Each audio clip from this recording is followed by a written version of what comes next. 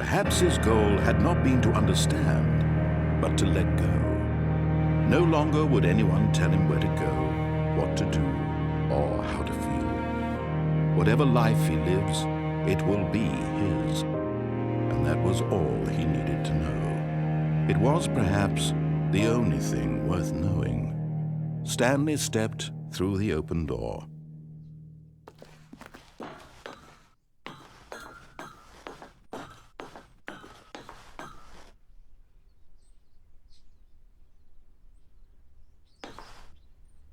Stanley felt the cool breeze upon his skin, the feeling of liberation, the immense possibility of the new path before him. This was exactly the way, right now, that things were meant to happen.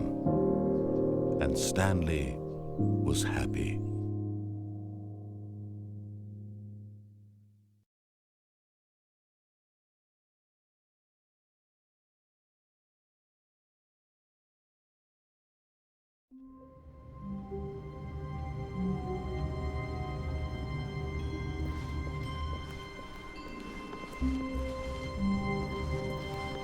All of his co-workers were gone. What could it mean? Stanley decided to go to the meeting room. Perhaps he had simply missed a memo.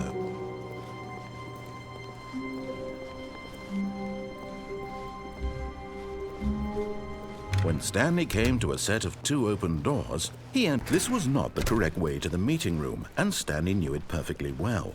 Perhaps he wanted to stop by the employee lounge first, just to admire it. Ah, yes, truly a room worth admiring. It had really been worth the detour after all, just to spend a few moments. But eager to get back to business, Stanley took the first open door on his left. Stanley was so bad at following directions, it's incredible he wasn't fired years ago.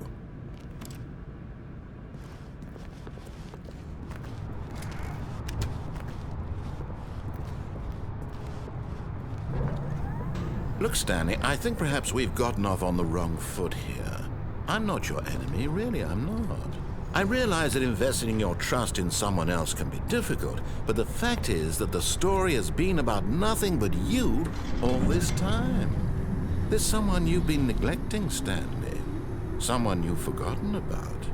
Please, stop trying to make every decision by yourself. Now, I'm not asking for me, I'm asking for her.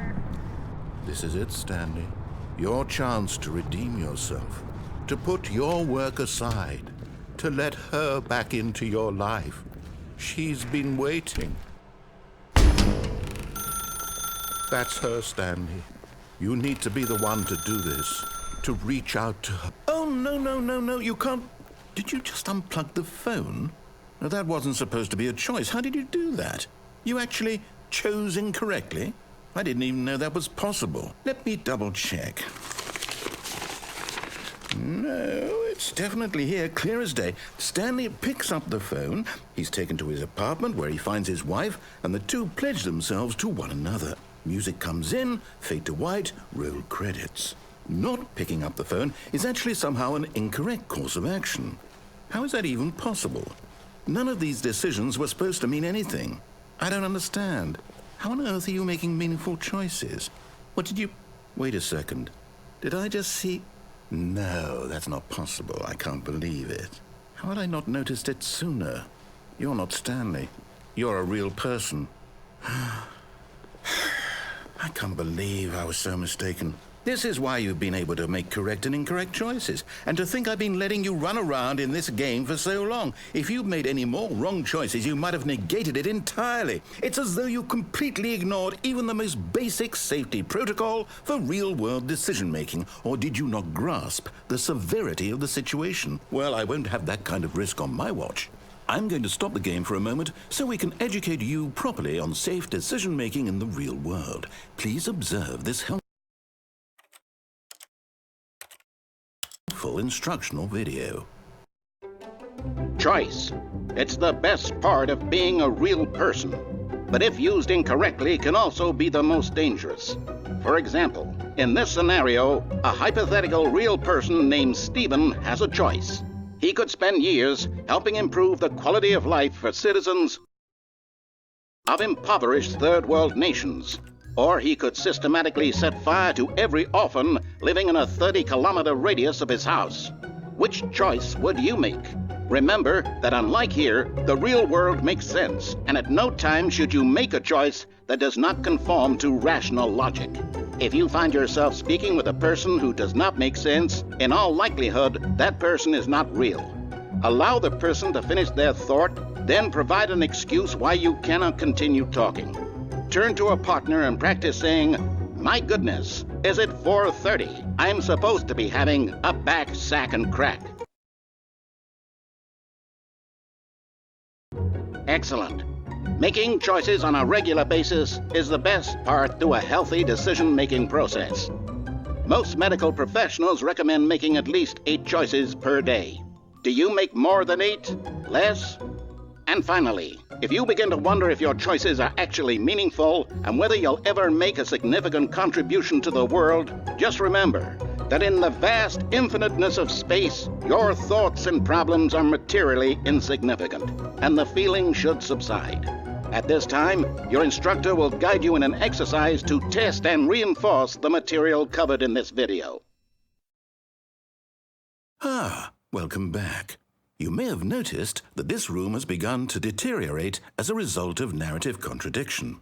But not to worry. Now that you're properly informed on good decision-making, we're going to revisit a choice you made just a few minutes ago and see what the correct thing to do would have been. This way, please.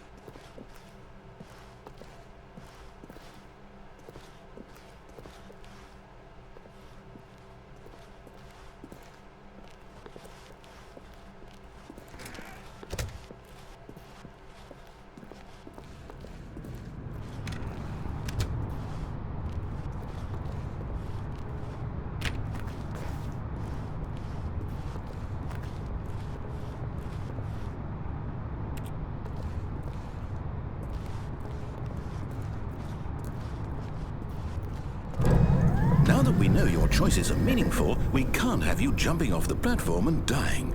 Imagine the main character dying senselessly halfway through the story. That story would make no sense at all.